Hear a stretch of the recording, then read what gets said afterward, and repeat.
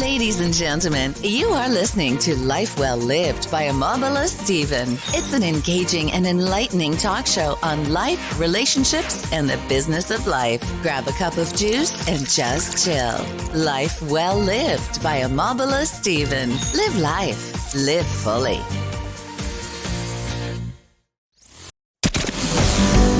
Welcome, everybody, to this week's episode.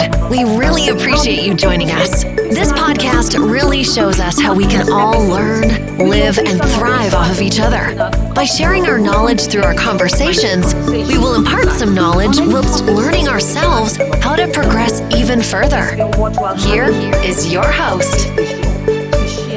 Constructive mindset conversations on the show, and it gives me great pleasure to have Andrea Lukac on the show, who is a psychological counselor, an NLP trainer, and an hypnosis coach. Welcome with me on the show today. Welcome everybody. Now, thank you once again, Andrea, for gracing the show. I'm looking forward to a worthwhile time with you on the show today. Now, we'll be talking about overcoming overwhelm, shame and judgment. We talk about fear, and we also talk about how we can communicate our needs and wants rightly to the people in our lives. And now that's such an interesting topic for us, especially at such time as this. Now, Andrea, I'd like us to talk about the subconscious patterns that run human lives and how can they be changed for the better? Any insight? Yes. So when we grew up, we were conditioned by our environment and by the things we saw and heard. Maybe even they were not directly told to us, but we picked them up, and they are still running our lives on a subconscious level. So to become aware of our patterns, we have to become very clear on how we think in a certain situation, how we act and how we feel, and asking a lot of questions, what is, to become aware of what is, so we can then find them out. And the next step would be to go out of this, is knowing where we want to go, and then to see how we can bridge this gap by chunking it down into little steps and going one step after the next. All right. As a communication expert, I would like us to talk about communication and needs. That sounds more like it. So the question I'd like you to ask and address is that when we talk about communication and needs, how can a person rightly communicate their needs and wants, to the people in their lives without appearing to be needy? Is that way out? First of all, also we have to become aware of our needs and wants, because oftentimes we neglected them along the way. So to become aware of what we really want and where our needs are, we then can stand up and speak out for ourselves, which would be seen in that our body language, our voice, everything is clear in one direction, because we know what we want, we speak it out, and we go in one direction.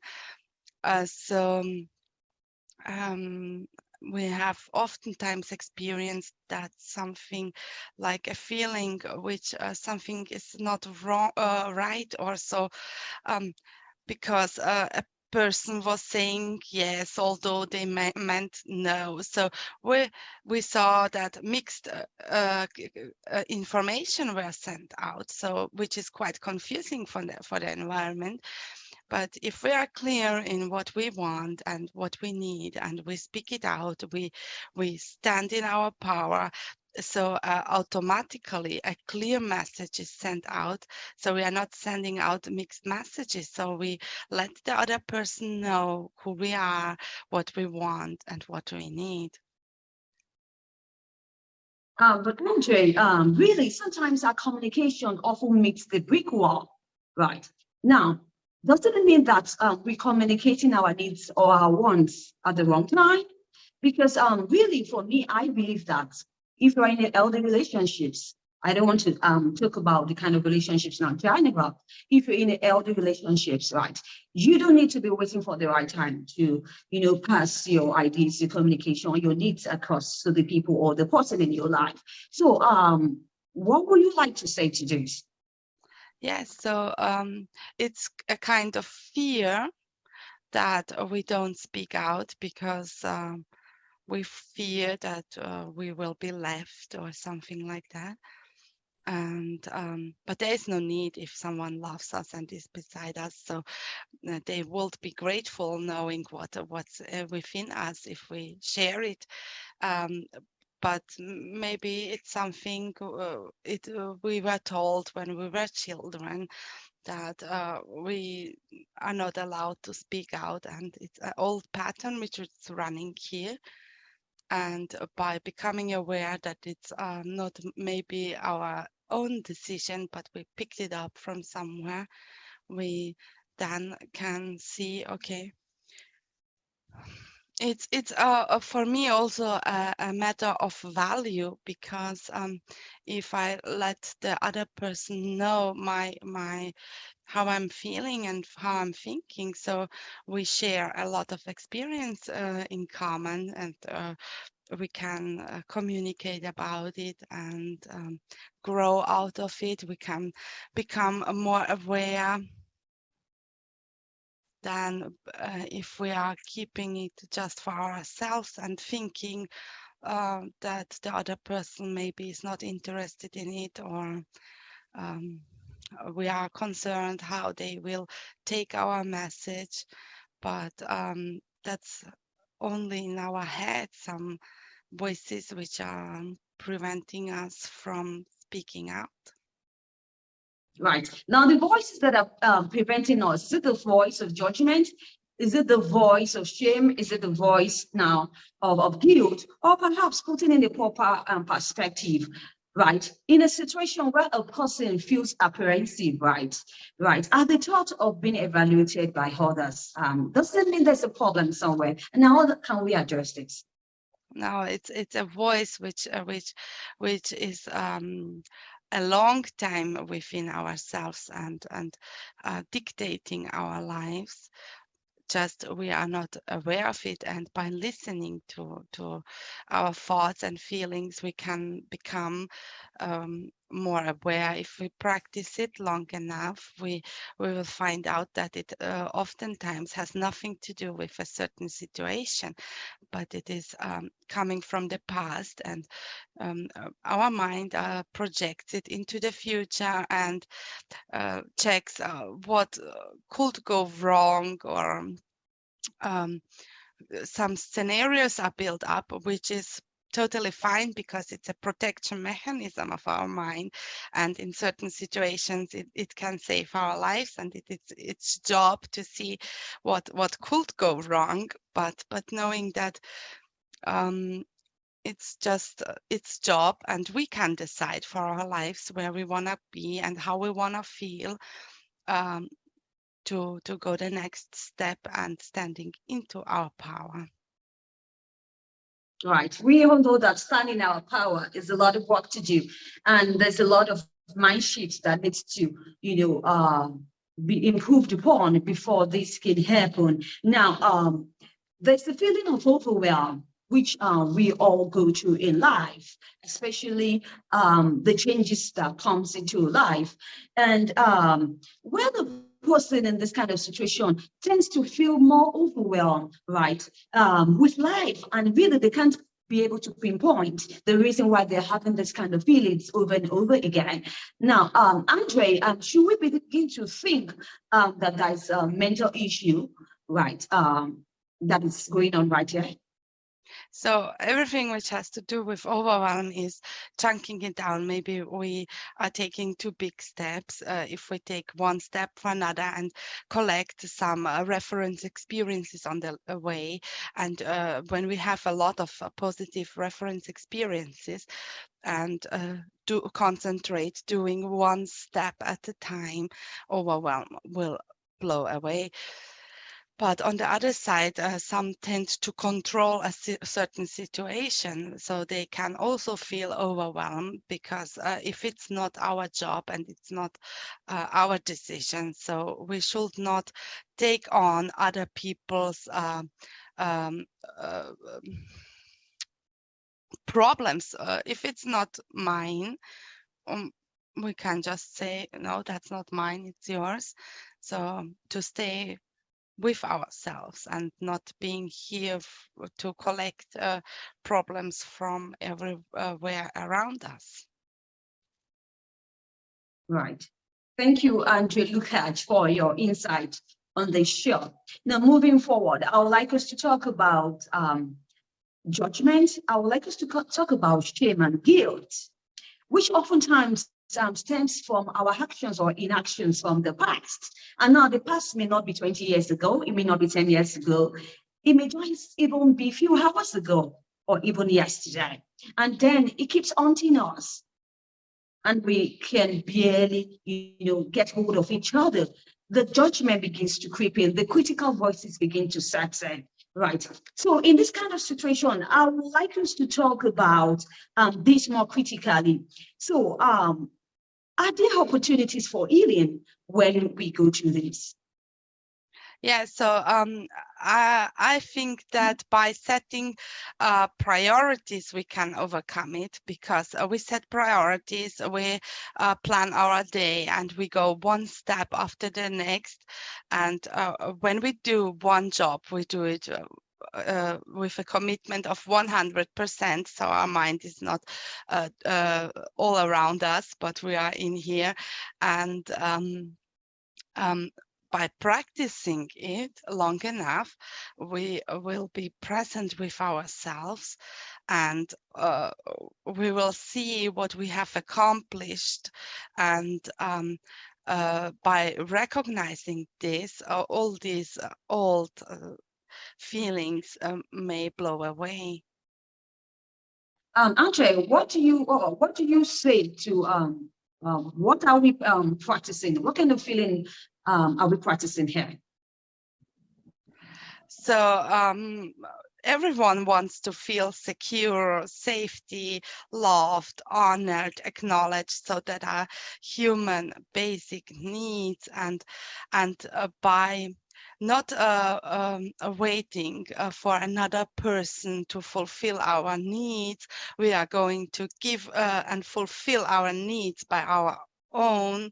So we don't feel empty, but full, and we have our self-esteem back, and we know our value, and so we can go in our way along with a much greater power. Right. And you talk about power once again. I believe it's very important for us to be able to, get our true power, right? And in order for us to be able to access the bounties life, for us. Moving on, I want us to explore more on perfectionism, right? Now, tailoring it to this judgment, tailoring it to what we call blame, and also the shame. Right. I want to ask you this question. What is the role of perfectionism in setting us up for shame, for guilt, and for judgment? Do you have any insight or any personal experience you'd like to share? So to know that it came and is triggered by a past experience, which was high in emotions, which hurt us a lot.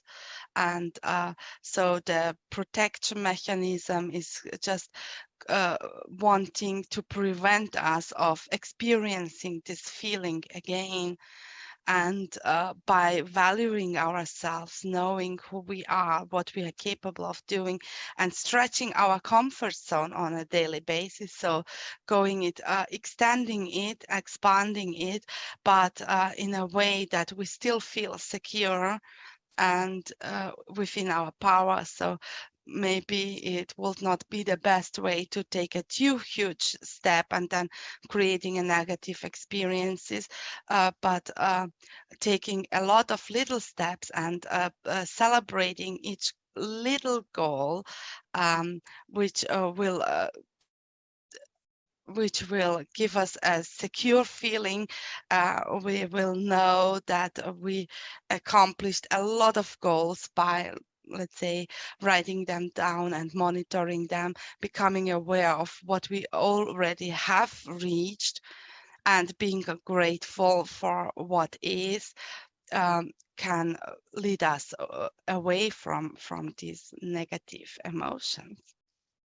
Right. Now, what you're trying to infer is that perfectionism is the negative emotion, right? An emotion is like it is, so, but if we feel a negative emotion, it's not serving us nor leading us towards our goals. It's just an indicator that we past our power, so we lost it at that moment where we realize it. But when we realize it, we can step back, we can think of a past experience where we felt very happy, where we succeeded, where we were in our power, and it will bring us back into another emotional state. It's a pleasure having you, Andrea Lukac, sharing your incredible insight on today's topic. We talk about overcoming overwhelm. We also talk about fear, how to communicate our needs and wants rightly to the people in our lives, and also overcoming what we talk about judgment, shame, and guilt, right? Which are all negative emotions, right? Do you have any projects you'd like to share? Yeah, so for me, the most important thing was on the way to be my own best observer, because as we observe ourselves and know ourselves, we know how we think, how we act, how we behave, and by being aware where we are, it's the point where we can change it. Right, beautifully crafted, Andrea. I'd like you to share any projects you have in the pipeline for my audience. Do you have any? So I'm preparing a masterclass for people to just come back into their power, and I have a lot of coaching tools within my reach to use. And I really love everyone to be happy, satisfied, and powerful on their way, especially in hard times like we are facing right now.